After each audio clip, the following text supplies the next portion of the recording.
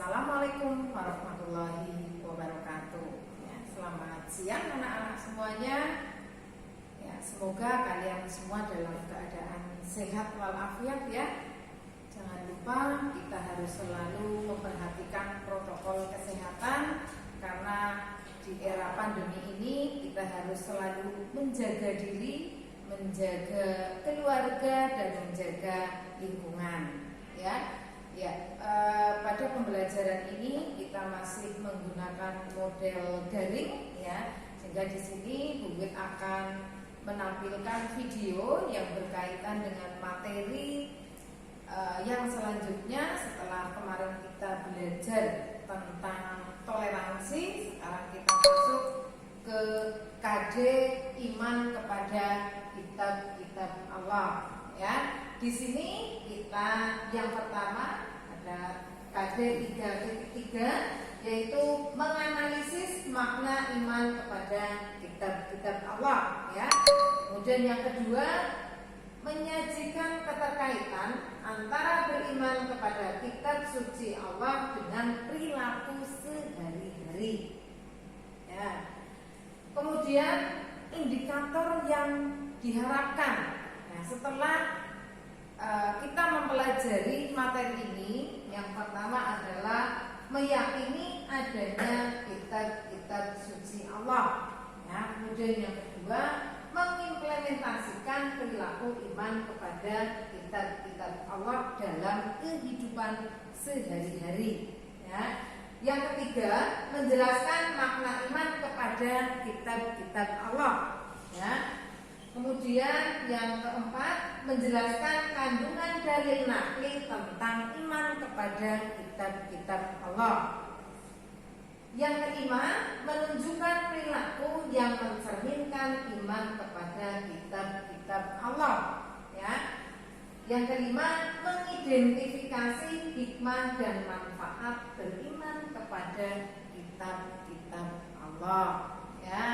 Kemudian yang selanjutnya ya, itu ada peta konsep ya. Peta konsep ini digunakan untuk merangkum dari isi materi yang akan kita pelajari di KD ini ya. Yang pertama, nanti kita akan belajar tentang pengertian beriman kepada kitab-kitab Allah ya. Kemudian yang kedua, dalil nakli tentang keimanan kepada kitab-kitab Allah. Yang selanjutnya, kitab-kitab Allah yang diturunkan kepada para rasul ya. Kemudian perbedaan kitab-kitab Allah ya, itu nanti yang akan kita pelajari. Langsung yang pertama ya, kita akan belajar tentang apa sih iman kepada kitab-kitab Allah itu ya. Pengertian iman kepada kitab Allah. Sekarang kita belajar tentang iman dulu. Pengertian iman. Iman itu secara etimologi atau secara bahasa Arab itu berasal dari kata amana yu'minu imanan ya, yang artinya adalah percaya ya. Kemudian menurut istilah ya, iman adalah pembenaran dalam hati, diikrarkan dengan lisan dan dibuktikan dengan perbuatan ya. Sedangkan makna kitab ya, kitab berasal dari bahasa Arab kataba yaktubu kitaban, yang artinya adalah buku, tulisan, ketetapan, surat kiriman, dan hukum atau peraturan ya. Itu adalah makna iman kepada kitab-kitab Allah ya. Jadi kita artikan satu-satu ya. Kemudian ya, adapun di sini dalil nakli. Dalil nakli itu apa ya? Dalil nakli adalah dalil yang bersumber dari Al-Quran dan Al-Hadis ya. Di sini saya ambil contoh ya, karena banyak sekali dalil-dalil yang menjelaskan tentang keimanan kepada kitab Allah ya. Di sini Bu Wit ambil yaitu Quran surat An-Nisa ayat 136 ya. Silahkan kalian buka Al-Qur'annya, Quran surat An-Nisa ayat 136 ya. Saya bacakan artinya ya. Wahai orang-orang yang beriman, tetaplah beriman kepada Allah dan Rasul-Nya dan kepada kitab yang Allah turunkan kepada Rasul-Nya serta kitab yang Allah turunkan sebelumnya ya. Barang siapa yang kafir kepada Allah, malaikat-malaikatnya, kitab-kitabnya, Rasul-Rasulnya dan hari kemudian, maka sesungguhnya orang itu telah sesat sejauh-jauhnya. Itu ya. Itu adalah salah satu dalil nakli tentang keimanan kepada kitab-kitab Allah ya. Diingat-ingat ya. Dalil nakli iman kepada kitab-kitab Allah antara lain terdapat dalam Quran surat An-Nisa ayat 136 ya. Kemudian kita lanjutkan yang selanjutnya adalah kitab-kitab Allah yang diturunkan kepada para rasul ya. Di sini ada 4 ya. Kitab yang pertama adalah kitab Taurat ya. Kitab Taurat ini diturunkan kepada kaumnya Nabi Musa alaihi salam ya. Kemudian yang selanjutnya adalah Zabur ya. Zabur ya. Yang selanjutnya yang ketiga adalah Injil dan yang keempat adalah Al-Qur'an ya. Nanti untuk lebih jelasnya Bu Wit akan kirim materi lewat Teams ya. Nanti saya kirimkan materi secara utuh sehingga kalian bisa menambah wawasan selain yang ditampilkan di video ini ya. Kemudian yang selanjutnya ya, perbedaan antara Al-Qur'an dengan kitab-kitab yang lain ya. Sebetulnya apa sih istimewanya Al-Qur'an? Nah, di sini ada perbedaannya. Ya, yang pertama Al-Qur'an ya. Al-Qur'an diturunkan untuk umat manusia dari zaman ke zaman. Dari zaman dulu sampai dengan sekarang yang namanya Al-Qur'an masih dijadikan pedoman hidup ya. Yang isinya insya Allah masih asli ya, tidak dicampuri dengan pemikiran-pemikiran manusia ya. Kemudian yang kedua ya, kitab sebelumnya. Kalau kitab sebelumnya seperti apa? Ya, hanya untuk kaum pada masanya saja. Ya, tadi kita sudah belajar tentang kitab Taurat. Kitab Taurat itu diturunkan kepada zamannya Nabi Musa. Maka hanya dipedomani pada zamannya Nabi Musa saja. Ya. Kemudian yang kedua, bedanya kedua, Al-Qur'an diketahui sejarahnya, diyakini keberadaannya, dipelajari, dipahami dan dipedomani ajarannya. Ya, Al-Qur'an itu dijadikan sebagai pedoman hidup seluruh umat manusia. Ya, kemudian kalau kitab sebelumnya seperti apa?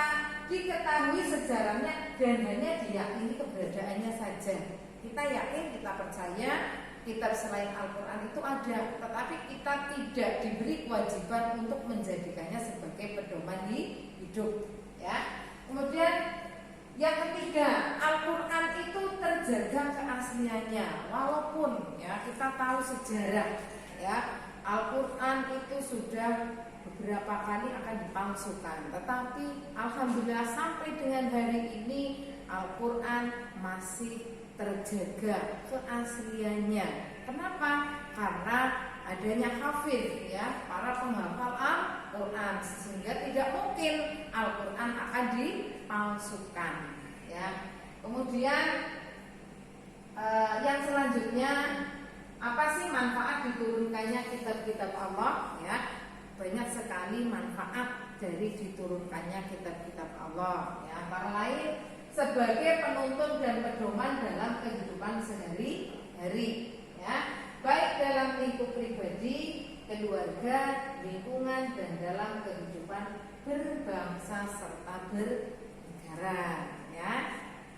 Ya, kemudian yang selanjutnya adalah hikmah iman kepada kitab-kitab Allah. Banyak sekali hikmah yang bisa kita ambil dari mengimani kitab-kitab Allah. Antara lain yang pertama, yakin terhadap Al-Qur'an sebagai pedoman hidup menuju kebahagiaan dunia dan akhirat ya. Kemudian yang kedua, percaya dan yakin akan adanya kitab terdahulu sebelum Al-Quran, dan semakin yakin bahwa Al-Quran merupakan kitab yang sempurna. Ya. Kemudian bangga sebagai muslim karena kitab Al-Quran mudah dipahami oleh seluruh umat manusia. Ya. Yang terakhir, karena di sini saya ambil 4 contoh saja, yaitu memberikan kemantapan dalam menjalankan ajaran agama Islam. Ya. Yang terakhir, ya, perilaku yang mencerminkan iman kepada kitab-kitab Allah. Ya.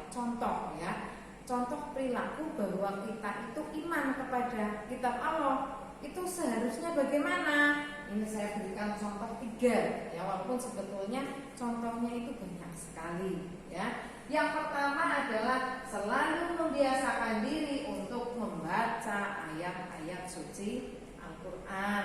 Itu contoh yang pertama. Ya, jadi kita membiasakan diri untuk selalu membaca ayat-ayat suci Al-Quran. Ya. Kemudian yang kedua, selalu berperilaku yang baik dalam kehidupan sehari-hari. Ya. Kemudian yang ketiga, selalu menjaga Al-Quran sebagai pedoman hidup dalam kehidupan sehari-hari. Ya. Tuh, demikian untuk materi hari ini. Ya. Kalau kalian masih merasa belum jelas, belum paham, ya, kalian bisa, ya, menuliskan, ya, kesulitan-kesulitan yang ada atau pertanyaan-pertanyaan tentang materi iman kepada kitab-kitab Allah di MS Team, ya. Seperti biasa nanti silahkan kalian ungkapkan apa yang masih menjadi kebingungan, apa yang masih menjadi pertanyaan, ya. Ya, mungkin hanya itu untuk pertemuan hari ini. Ya, jangan lupa, ya, selalu berdoa kepada Allah semoga kita selalu diberi kesehatan, ya. Ya, demikian tadi materi tentang iman kepada kitab-kitab Allah, ya. Nah, ya, saya ulangi lagi sebelum Bu Wit menutup materi ini, ya. Rangkuman dari materi yang sudah saya sampaikan, kita pada hari ini belajar tentang yang pertama, pengertian iman kepada kitab-kitab Allah, ya. Kemudian yang kedua, ya, dalil nakli tentang keimanan kepada kitab-kitab Allah, antara lain, ya, terdapat dalam Quran surat An-Nisa ayat 136. Kemudian yang selanjutnya ada 4 kitab Allah yang diturunkan, ya, kepada Nabi dan Rasul yang kita wajib untuk mempercayainya, meyakininya, yaitu yang pertama ada kitab Taurat, yang kedua kitab Zabur, yang ketiga Injil, dan yang kelima atau terakhir adalah Al-Quran, ya. Kemudian yang selanjutnya ada perbedaan antara Al-Quran dan kitab-kitab sebelumnya, ya. Antara lain yang pertama, ya, kalau Al-Quran itu dipedomani untuk seluruh umat manusia, sedangkan kitab-kitab yang lain itu hanya dipedomani oleh umat pada zamannya, zaman Nabi dan Rasul saat itu. Contohnya adalah kitab Taurat yang hanya dipedomani oleh kaumnya Nabi Musa, ya. Kemudian yang selanjutnya ada contoh perilaku, ya, contoh perilaku dari mengimani kitab-kitab Allah, antaranya adalah apa? Kita selalu membaca Al-Quran, ya, kemudian menjadikan Al-Quran sebagai pedoman hidup, ya. Demikianlah untuk pertemuan hari ini, ya. Saya akhiri, billahi taufiq wal hidayah. Assalamualaikum warahmatullahi wabarakatuh.